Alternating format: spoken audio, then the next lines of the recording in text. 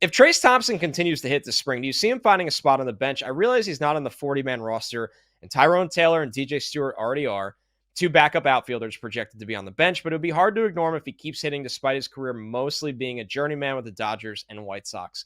Joe, I think this kind of just opens a conversation. Do you think the Mets went into this spring with their mind set on Taylor and Stewart being on this team no matter what? When you look at, Thompson's had a good spring. I've jokingly, but not so jokingly, brought up G-Man Choi having moments, and he's been a big league bopper before, and we might just need to, keep him chilling somewhere for when they play the Yankees. But in all seriousness, how do you look at what Trayce has done this spring in the outfield as a whole?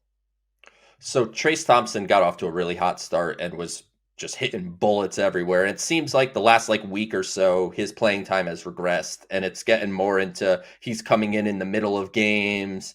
So I don't think Trayce Thompson has an opt out at the end of the spring. I'd have to double check that. But I if he think it's just doesn't, Voit and Choi.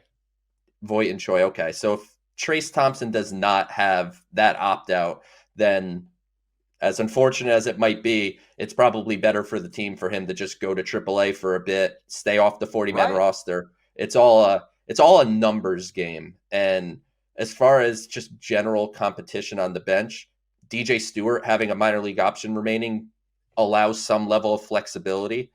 And when you go back to talking about I don't want to talk about the bullpen, but within the confines of the bullpen, there's a lot of relievers competing for a couple spots that a lot of them don't have minor league options remaining. So if they don't make the team, boom, they're off the 40-man roster because they go to waivers, and that can allow you to add a G-man Choi, like you mentioned, if they want kind of that lefty thumper off the bench that's not DJ Stewart. It at least allows you that flexibility.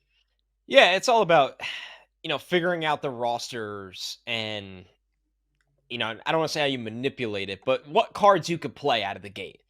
Yeah. And guys without options, those are not cards you could play out of the gate to get cute with. I mean, there's just a reality that if you don't have them on the team, they probably will go somewhere else with a major league opportunity. So it's almost the equivalent in a sense of thinking you could just practice squad every player in the NFL, and then there's teams out there that go, we actually have a need for this guy. That's what's going to happen in baseball, especially with arms. Trayce is a Yeah. really good one to bring up, Joe, because I do think there would be value to having him in Syracuse with the not only the rate outfielders get hurt, but unfortunately the injury rate that the Mets outfield currently consists of with Bader. I know I brought up Nimmo playing over 150 games the last 2 years, but Starling Marte, I mean, it's a reality that you need outfield depth.